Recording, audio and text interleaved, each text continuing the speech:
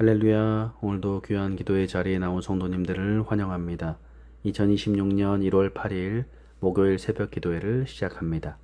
오늘 우리에게 주신 하나님의 말씀은 창세기 5장 1절부터 32절까지 말씀입니다. 제5장 이것은 아담의 계보를 적은 책이니라. 하나님이 사람을 창조하실 때 하나님의 모양대로 지으시되 남자와 여자를 창조하셨고, 그들이 창조되던 날에 하나님이 그들에게 복을 주시고 그들의 이름을 사람이라 일컬으셨더라. 아담은 130세에 자기의 모양 곧 자기의 형상과 같은 아들을 낳아 이름을 셋이라 하였고, 아담은 셋을 낳은 후 800년을 지내며 자녀들을 낳았으며 그는 930세를 살고 죽었더라. 셋은 105세에 에노스를 낳았고, 에노스를 낳은 후 807년을 지내며 자녀들을 낳았으며 그는 912세를 살고 죽었더라. 에노스는 90세에 게난을 낳았고, 게난을 낳은 후 815년을 지내며 자녀들을 낳았으며 그는 905세를 살고 죽었더라. 게난은 70세에 마할랄레를 낳았고, 마할랄레를 낳은 후 840년을 지내며 자녀들을 낳았으며 그는 910세를 살고 죽었더라. 마할랄렐은 65세에 야렛을 낳았고, 야렛을 낳은 후 830년을 지내며 자녀를 낳았으며 그는 895세를 살고 죽었더라. 야렛은 162세에 에녹을 낳았고, 에녹을 낳은 후 800년을 지내며 자녀들을 낳았으며 그는 962세를 살고 죽었더라. 에녹은 65세에 무두셀라를 낳았고, 무두셀라를 낳은 후 300년을 하나님과 동행하며 자녀들을 낳았으며 그는 365세를 살았더라. 에녹이 하나님과 동행하더니 하나님이 그를 데려가심으로 세상에 있지 아니하였더라.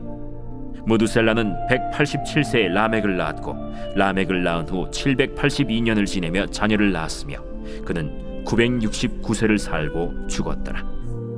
라멕은 182세의 아들을 낳고 이름을 노아라 하여 이르되, 여호와께서 땅을 저주하심으로 수고롭게 일하는 우리를 이 아들이 안위하리라. 라멕은 노아를 낳은 후 595년을 지내며 자녀들을 낳았으며 그는 777세를 살고 죽었더라. 노아는 500세 된 후에 셈과 함과 야벳을 낳았더라.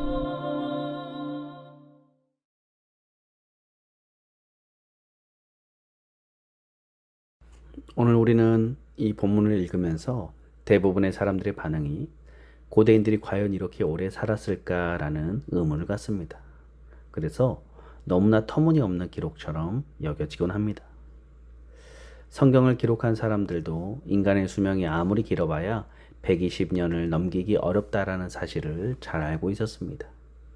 그런데도 그들은 이 터무니없이 보이는 고대 인간들의 수명을 기록하였습니다. 그렇다면 이 사실을 통해서 말해주고자 하는 건 무엇이었을까요? 단순히 고대인들이 아주 오래 살았다라는 이야기를 하고 싶은 게 아닐 것입니다. 성경이 우리에게 말해주고자 하는 것은 결국 모든 인간은 죽는다라는 만고불변의 법칙입니다.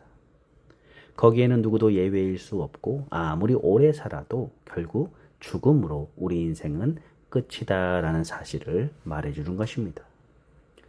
그러므로 오늘 본문은 인간이 오래 살았다는 사실이 중요한 것이 아니라 아무리 오래 산들 결국 인간은 죽는다라는 데에 방점이 있습니다. 그래서 오늘 말씀에는 살고 죽었더라라는 말이 계속해서 반복되어지는데, 그렇게 오래 살았지만 결국에는 죽었다라는 얘기를 지겹게 반복하고 있습니다. 그러다가 문득 다른 사람과 구별되는 한 사람이 등장하는데 24절에 이렇게 말하죠. 에녹이 하나님과 동행하더니 하나님의 그를 데려가심으로 세상에 있지 아니하였더라 라고 말씀합니다. 다른 경우와 같이 에녹은 365세를 살고 죽었더라 라고 이렇게 끝이 나야 합니다. 그런데 에녹은 달랐죠. 신약의 히브리서 11장 5절은 이것을 두고 믿음으로 에녹은 죽음을 보지 않고 옮겨졌다라고 말씀하고 있습니다. 에녹은 죽지 않고 하늘로 옮겨졌다는 거죠. 어떻게 이러한 일이 일어날 수 있습니까? 그것이 바로 믿음이었습니다. 히브리서의 말씀은 이 믿음은 바로 하나님을 기쁘시게 하는 믿음이었다라고 소개하고 있습니다. 그러므로 오늘 본문이 우리에게 가르쳐 주는 것은 모두가 죽음으로 끝나는 이 인생길에서 죽음을 보지 않고 영원으로 옮김을 받는 삶이 있다라는 것입니다. 그 삶의 모습을 본문이 이렇게 말하고 있는데 22절에 보면 무두셀라를 낳은 후 300년을 하나님과 동행하며 자녀를 낳았으며 라고 말씀하고 있습니다. 그는 300년을 하나님과 동행했다라고 말하죠. 그러니까 에녹이 365세를 이 땅에 살았으니까 65세까지는 에녹도 하나님과 동행하는 삶을 살지 못했다라는 겁니다. 그런데 65세가 되어서 어느 날 갑자기 에녹은 하나님과 동행하는 삶을 살기 시작합니다. 도대체 65세 때에 어떤 일이 있었을까요? 21절에 보면 에녹은 65세에 무두셀라를 낳았고 라고 말하고 있죠. 그는 65세에 무두셀라를 낳았습니다. 도대체 무두셀라가 태어난 것과 하나님과 동행한 것이 무슨 상관이 있었을까요? 이것은 무두셀라라고 하는 그 이름의 뜻을 통해 알 수 있습니다. 성경에 나온 사람들의 이름은 그가 어떤 인생을 살았는지를 보여주고 있습니다. 무두셀라의 이름의 뜻은 창 던지는 자입니다. 고대 부족 간의 전쟁에서 보면 이 창 던지는 사람이 전쟁의 선봉에 서서 적을 무찌릅니다. 그래서 서로 창 던지는 사람을 먼저 처치하려고 합니다. 여기에 전쟁의 승패가 달려있기 때문입니다. 이 창 던지는 자가 죽으면 전쟁에서 패배한다라는 의미를 가지고 있습니다. 아마도 에녹은 아들이 태어나기 전에 어느 날 하나님으로부터 메시지를 받았을 것입니다. 하나님은 이 세상의 악함을 보시고 네 아들을 태어나서 그가 죽을 때에 내가 세상을 심판할 것이다 라는 계시를 주셨을 것입니다. 그래서 에녹은 아들의 이름을 무두셀라라고 짓고 다가올 심판을 생각하며 살았을 것입니다. 그때부터 에녹은 단 하루도 아무렇게나 살 수 없었을 것입니다. 무두셀라가 조금만 아프기만 해도 하나님이 이 세상을 심판하시려나 하며 가슴이 철렁 내려앉았을 것입니다. 그렇게 아들의 이름을 부를 때마다 하나님의 심판을 생각하고 그 심판의 자리에서 부끄럽지 않기 위해서 그는 힘써서 하나님과 동행하는 삶을 살았을 것입니다. 이것을 증명하는 결정적인 구절이 바로 신약성경 유다서 14, 15절입니다. 거기에 보면 이렇게 나와 있죠. 아담의 7대 손 에녹이 그 시대에 불경건한 사람들에게 심판의 메시지를 전하였다라고 기록하고 있습니다. 에녹은 이처럼 하나님의 심판을 믿었고 그 메시지를 전했습니다. 이것이 바로 에녹이 하나님을 기쁘시게 하는 믿음으로 일평생을 하나님과 동행하는 삶을 살 수 있었던 비결입니다. 오늘날 사람들은 지금 이후의 삶을 믿지도 않고 인정하지도 않습니다. 그저 이 세상에서 잘 먹고 잘 살면 끝이다 라고 생각합니다. 어쩌면 오늘 예수님을 믿는 우리들도 마찬가지일지 모릅니다. 오늘 우리의 경건의 실패도 우리가 하나님의 심판을 믿지 않기 때문이고 심판을 준비하지 않기 때문입니다.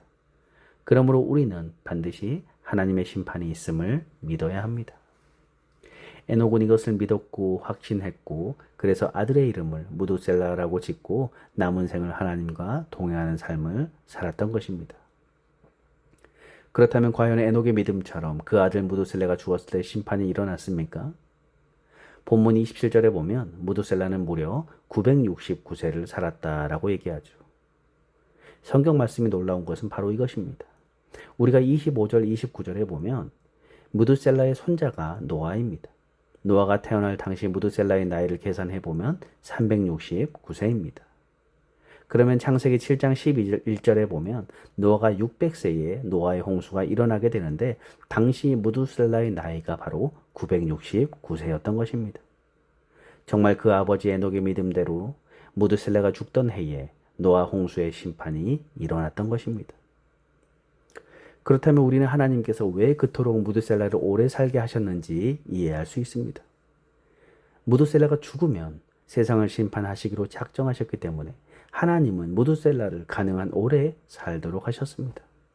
사람들이 회개하고 하나님께 돌아오도록 오래 참고 기다리셨다라는 거죠.